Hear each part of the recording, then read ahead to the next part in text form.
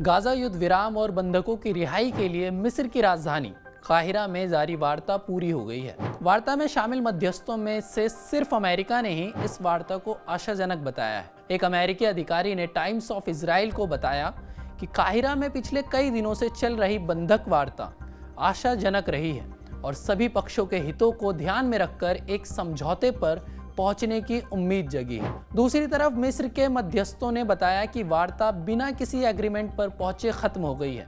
Times of Israel की खबर के मुताबिक मिस्र के सूत्रों ने बताया कि ना तो हमास और ना ही इजराइल किसी भी समझौते पर सहमत हुए हैं।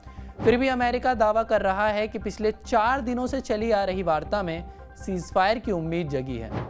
हमास के सीनियर अधिकारी इज्जत अल रिश्क ने लेबनानी मीडिया अल मायदीन को बताया कि जो बाइडन की ओर से जुलाई में पेश किए गए सीजफायर प्लान पर हमास तैयार है। रिस्क ने बताया कि हमास डेलीगेशन रविवार रात काहिरा से रवाना हो गया है।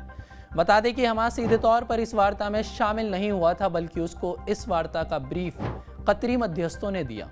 रिस्क ने कहा कि हमास फिलिस्तीनी लोगों के सर्वोच्च हितों की रक्षा करने और चल रहे आक्रमण को रोकने वाले समझौते को लागू करने के लिए हमास तैयार है। बता दें कि हमास ने नए प्रस्ताव को इजरायली शर्तों पर बना बताया है और उस पर सहमत होने से इनकार कर दिया है। सीजफायर ना होने की सबसे बड़ी वजह जुलाई में लाए गए बाइडन प्लान में बदलाव बन रहा है।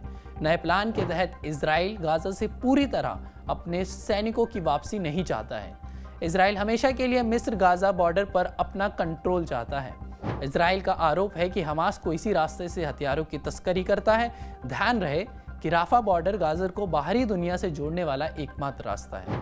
अमेरिका की ओर से नए प्रस्ताव को ब्रिज सीजफायर के तौर पर पेश किया जा रहा है। हमास का कहना है कि नए प्रस्ताव में स्थायी सीजफायर का जिक्र नहीं है। हमास ने गाजा से इजराइल सेना की संपूर्ण वापसी बिना किसी भी समझौते पर सहमत होने से इनकार किया है और युद्ध जारी रखने की धमकी दी है। जिस तरीके से हमास और इजराइल के बीच तनातनी चल रही है, आपका इस रिपोर्ट पर क्या कहना है, हमें कमेंट करके जरूर बताएं और देश और दुनिया भर की तमाम खबरों को देखने के लिए TV9 डिजिटल को सब्सक्राइब जरूर कर दीजिए।